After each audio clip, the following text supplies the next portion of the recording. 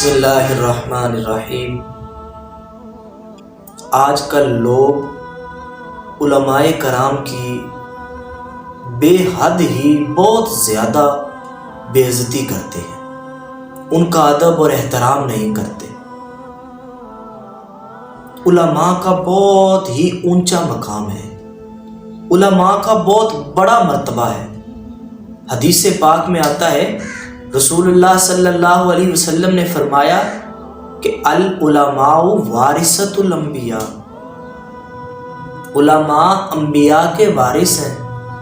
اب میرے بھائیوں، اس بات کو ہی اپنے ذہن میں بٹھا لو کہ حضور نے علماء کو کتنا اونچا مرتبہ دیا، لیکن ہم ان علماء کی قدر ہی نہیں کرتے، ہم ان علماء کو پہچانتے ہی نہیں، ہم ان کا ادب ہی نہیں کرتے۔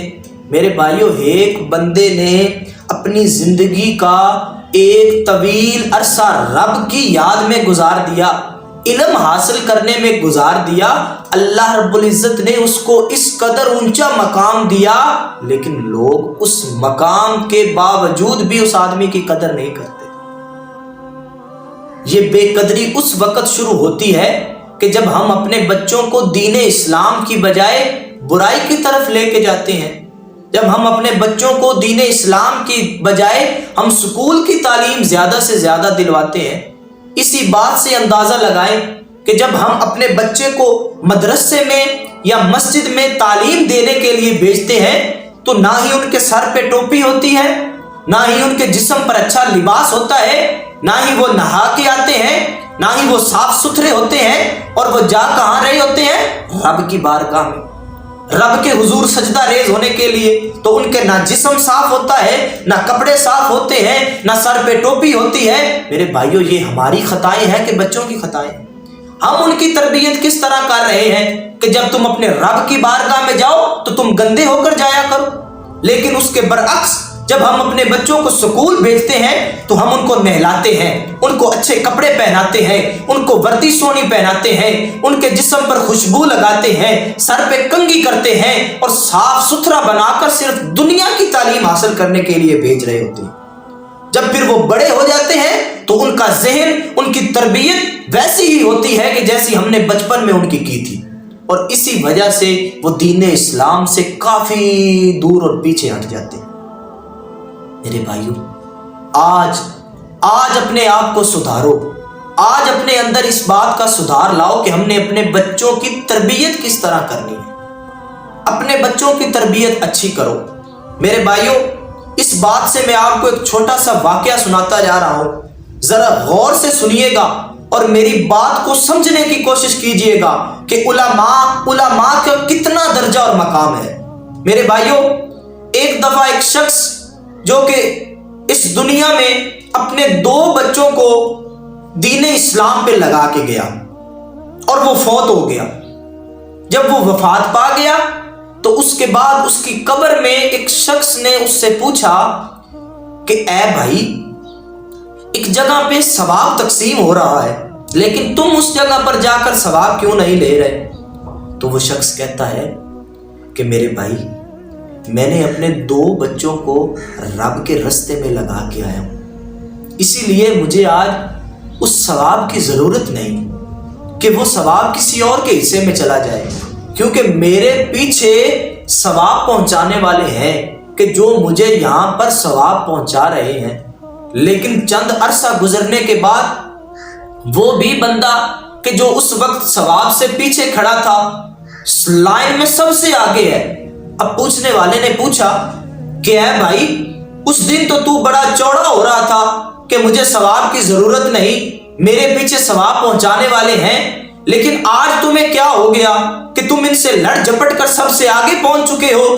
تو وہ کہنے والا کہتا ہے کہ میرے بھائی، میری بات کو غور سے سننا کہ جب میں اس دنیا کو چھوڑ کر اس جہان میں آیا تھا تو اپنے بچوں کو رب کے رستے میں لگا کے آیا تھا کہ جب بھی وہ قرآن پڑھتے تھے، جب بھی وہ نماز پڑھتے تھے، جب بھی وہ اللہ کا ذکر کرتے تھے تو ان کا ثواب مجھ تک پہنچتا رہتا تھا۔ کیوں؟ کیونکہ ان کو رب کے رستے میں لگانے کا ذریعہ میں تھا۔ لیکن آج جب میں اس دنیا کو چھوڑ کے آیا تو وہ میرے جو بچے تھے ان بچوں کی شادیاں ہوئی، ان کے بعد ان بچوں کے بچے جو ہوئے، نہ تو وہ رب کے رستے میں لگے، نہ ہی وہ نماز پڑھتے ہیں، نہ ہی وہ کوئی دین کا کام کرتے ہیں، بلکہ کوئی انجینئر بن گیا، کوئی ڈاکٹر بن گیا، کوئی کیا بن گیا، کوئی کیا بن گیا۔ الغرض کہ آج ہم تک ثواب پہنچانے والا کوئی باقی نہیں۔ میرے بھائیوں، آپ اس بات سے اندازہ لگا لیں کہ جب تم کوئی صدقہ جاریہ کر کے جاؤ گے، صدقہ جاریہ وہ ہوتا ہے کہ جس کا ثواب آپ کو تا قیامت ملتا رہے گا۔ یعنی مسجدیں بن رہی ہیں تو ان میں اپنا حصہ ملا دو، جب تک وہ مسجد قائم رہے گی اس کا ثواب تم تک پہنچتا رہے گا۔ اپنے بچوں کی تربیت اس طرح سے کرو کہ وہ جب اپنے بچے ان کو پیدا ہوں تو وہ ان کی تربیت آپ کی تربیت کے مطابق کرے۔ لیکن میرے بھائیوں، آج کل ہمارے اندر یہ سب سے بڑی خطا بن چکی ہے کہ ہم اپنے بچوں کو تربیت اچھی نہیں کر رہے، ہم ان کو سکول کی طرف زیادہ لگا رہے ہیں اور دین اسلام سے دور کرتے جا رہے ہیں۔ میرے بھائیوں، اگر یہ تربیت ہماری آج اچھی نہ ہو سکی تو کل کو یہ ہمارے لیے وبال بن کے آئے گی۔ آج بڑھاپے میں پہنچنے کے بعد ہماری اولاد ہمارا خیال کیوں نہیں رکھتی؟ آج بڑھاپے میں پہنچنے کے بعد وہ ہمارا سہارا کیوں نہیں بنتے؟ کیونکہ کل جو ہم نے ان کی تربیت کی تھی وہ تربیت اچھی نہیں تھی۔ کیا آج آپ نے اپنے بچوں کو اپنے ماں باپ کے سامنے بھیجا؟ کیا آج آپ نے اپنے بچوں کی یہ تربیت کی کہ تم جا کر اپنی دادی سے یا اپنے دادے کے پاس بیٹھو، ان کے پاؤں دباؤ، ان کی خدمت کرو؟ نہیں، ہرگز نہیں کرتے۔ اس بات کو ہم اپنی توہین سمجھتے ہیں۔ تو میرے بھائیوں، جب آپ کے بچوں کے بچے ہوں گے تو آپ کس طرح اس بات کا اندازہ لگا سکتے ہیں کہ وہ آپ کی خدمت کریں گے، وہ آپ کا سہارا بنیں گے، وہ آپ کے بڑھاپے کی لاٹھی بنیں گے؟ میرے بھائیوں، بھول جاؤ ان باتوں کو۔ فرمایا جیسا کرو گے ویسا بھرو گے۔ آج اگر تم نے اپنے لیے اچھے کام کیے تو کل بھی تمہارے لیے اچھے کام ہوں گے۔ آج اگر تم نے کسی کا سہارا بنا تو کل کوئی تمہارا سہارا بنے گا۔ اپنے بچوں کی تربیت اچھی کرو، اپنی تربیت اچھی کرو، اور اپنے علماء کا خیال رکھا کرو۔ میرے بھائیوں، اپنے بچوں کو علماء بناؤ، اپنے بچوں کو مدرسے کی تعلیم زیادہ سے زیادہ دلواؤ، اپنے بچوں سے خود بھی قرآن سیکھو اور بچوں کو بھی قرآن سکھاؤ۔ میرے بھائیوں، فرمایا تم میں سے بہترین مومن وہ ہے کہ جو قرآن سیکھتا ہے اور دوسروں کو سکھاتا ہے۔ اب میرے بھائیوں، آپ خود ہی اس بات کا اندازہ لگا لیں کہ مسلمان تو ہم سارے ہیں، لیکن ہم اس بات پہ کیا لگے ہوئے ہیں کہ کیا ہم قرآن سیکھتے ہیں؟ ارے ہم تو نماز ہی نہیں پڑھتے، رب کے فرمان تو بڑی دور کی بات ہے۔ اللہ پاک ہمیں قرآن پڑھنے اور نماز پڑھنے کی ہمت عطا فرمائے۔ آمین بجاہ النبی الامین۔